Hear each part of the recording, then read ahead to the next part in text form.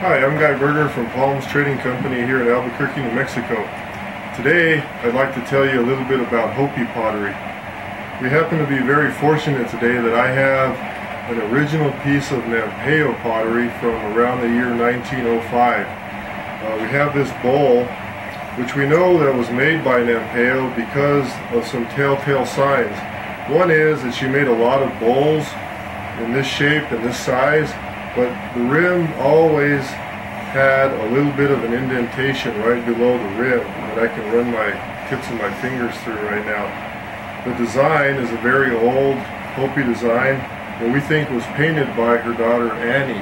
Annie helped Nampeo paint because in the early 1900s Nampeo was losing her eyesight, and although she never totally went blind, she really couldn't see how to do the design, so her daughters helped her. So that makes this even more unique. This particular bowl has a corn design, and on the side there are some eagle tail feathers.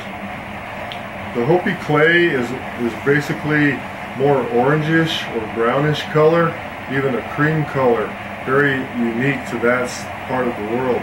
And when they fire it, they use dried cow dung and sometimes sheep dung. Sheep dung fires a little bit hotter than the cow dung, and you'll get some of these nice fire clouds when sheep dung is used. Now, I'm not sure that that was done in this case, but that's a nice little bit of information to know.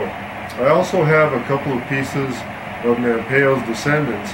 One is by Adele Nampeo with some of the similar designs of the eagle feather, or the eagle tail feathers, and then this little square was done in a lot of Nampeo pots. It has just a plain spot with either some triangles and sometimes some rectangles or squares, and this one happens to have some fine lines around, but there are 4 different sides and each one has the exact same design. This pottery is considered middle of the road Hopi.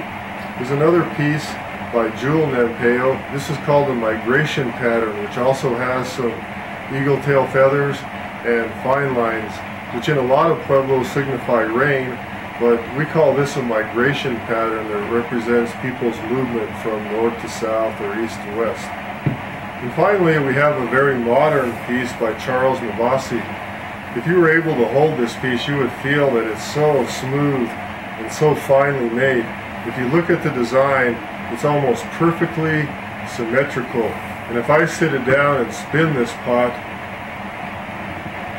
it spins just perfectly, just like a very, very finely made wheel.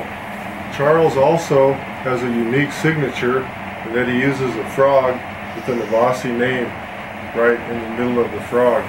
This is a very, very fine piece of Hopi pottery. So you can kind of see the progression of the Hopi pots from old to new, but yet the designs stay very much the same even over 100 years. So I hope this little talk has helped you discover a little bit more about Hopi pottery. Thanks for listening.